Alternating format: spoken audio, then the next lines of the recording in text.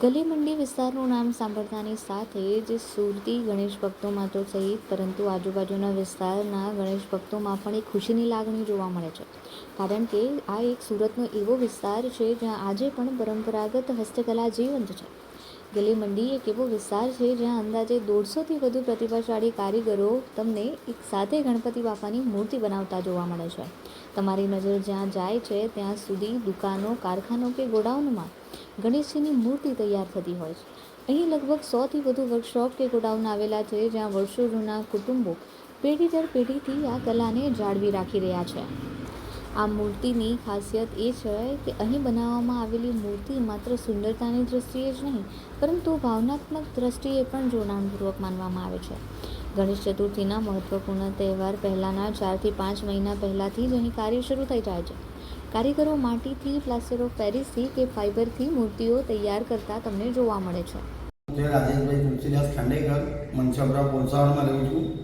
મેં આજે 45 વર્ષથી મેં આ મૂર્તિ બનાવું છું. માટીની મૂર્તિઓ, પીઓપીની મૂર્તિઓ, ફાઇબર તથા બધું જ કામ મેં કરું છું, મોટું કામ.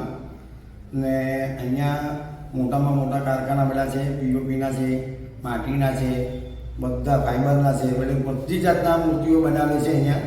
ને સારામાં સારી મૂર્તિઓ બનાવે છે.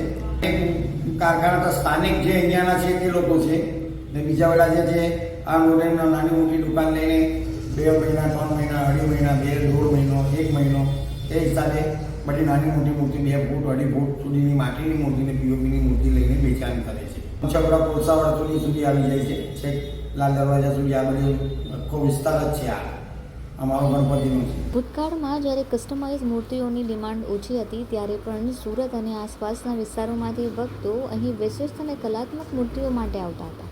આજે ટેકનોલોજી હોવા છતાં પણ લોકોની પાસે પસંદગી હોવા છતાં પણ ગલી મંડીનું આકર્ષણ યથાવત છે. કારણ કે અહીં કુશળ કારીગરો દ્વારા તૈયાર કરવામાં આવેલી ગણેશજીની મૂર્તિ જીવંત લાગતી હોવાનું અનુમાન છે. હરિપુરા, મંચરપુરા સહિતના વિસ્તાર ગલી મંડી રોડ ખાતે આવેલા છે. ઐતિહાસિક મહત્વ ધરાવતા એવા ચોક ભાગડ વિસ્તારની નજીક આવેલા આ વિસ્તારની ખાસિયત પણ અનન્ય છે. મૂળ મહારાષ્ટ્રના અને 100 વર્ષ પહેલાંથી સુરત આવીને વસેલા પરિવારોની પેઢી દર પેઢી મૂર્તિ બનાવવાની કળા હજી પણ અકબંધ છે. જોકે હવે તેમાં ધીરે ધીરે ઘટાડો પણ નોંધાઈ રહ્યો છે. અહીં 1 ફૂટથી લઈને 20 ફૂટ સુધીની મૂર્તિ બનાવવામાં આવતી હોય છે, જેની કિંમત 1000 રૂપિયાથી લાખો રૂપિયા સુધીની હોય છે. 40-45 વર્ષ અમારા પોતાના થયા છે. ત્યાર પછી તો બહુ લોકો છે.